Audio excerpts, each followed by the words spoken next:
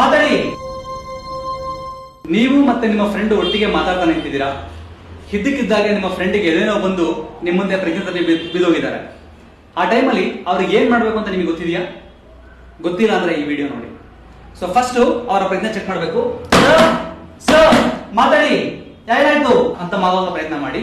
ಅವ್ರು ಮಾತಾಡ್ತಿಲ್ಲ ಅಂತಂದ್ರೆ ಇಮಿಡಿಯೇಟ್ ಆಗಿ ಹೆಲ್ಪ್ ಕರೀರಿ, ಸಹಾಯಕ ಕರೀರಿ. ಅದಾದ್ಮೇಲೆ ಅವರ ನಾಡಿ ಬಡಿತಾ ಇದೆಯಾ ಅಂತೇಳಿ ಒಂದು 5 ಇಂದ 10 ಸೆಕೆಂಡ್ ನೋಡಿ. 1001, 1002, 1003, 1004, 1005, 1006, 1007, 1008, 1009, 1010. ಬೈ ಚಾನ್ಸ್ 10 ಸೆಕೆಂಡ್ ಅಲ್ಲಿ ನಿಮಗೆ ನಾಡಿ ಬಡಿತ ಸಿಗ್ತಾ ಇಲ್ಲ ಅಂತಂದ್ರೆ ಅಥವಾ ಅವರಿಗೆ ಉಸಿರಾಟ ಆಗ್ತಿಲ್ಲ ಅಂತಂದ್ರೆ ಇಮಿಡಿಯೇಟ್ ಆಗಿ ಆಂಬುಲೆನ್ಸ್ ಹೇಳಿ, AED ತರ ಕೇಳಿ.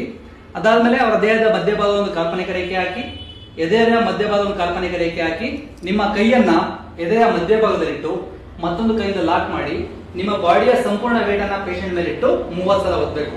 1 2 3 4 5 6 7 8 9 10 11 12 13 14 15 16 17 18 19 20 21 22 23 24 25 26 27 28 29 30.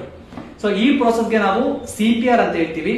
ಕನ್ನಡದಲ್ಲಿ ಹೃದಯ ಮತ್ತು ಶ್ವಾಸಕೋಶವನ್ನ ಪುನಶ್ಚೇತನಗೊಳಿಸುವಂತ ವಿಧಾನ. ಈಗ ಮಾಡುವಾಗ ಹೃದಯದಿಂದ ಮೆದುಳಿಗೆ ರಕ್ತ ಸಂಚಾರ ಪ್ರಾರಂಭ ಆಗಿ ಬ್ರೈನ್ ಡೆತ್ ಅನ್ನ ಅವಾಯ್ಡ್ ಮಾಡಬಹುದು. ಈ ತರ ನೀವು ಮಾಡಿದ್ರೆ ನಿಮ್ಮ ಪ್ರೀತಿ ಪಾತ್ರವನ್ನು ಉಳಿಸ್ಕೋಬಹುದು.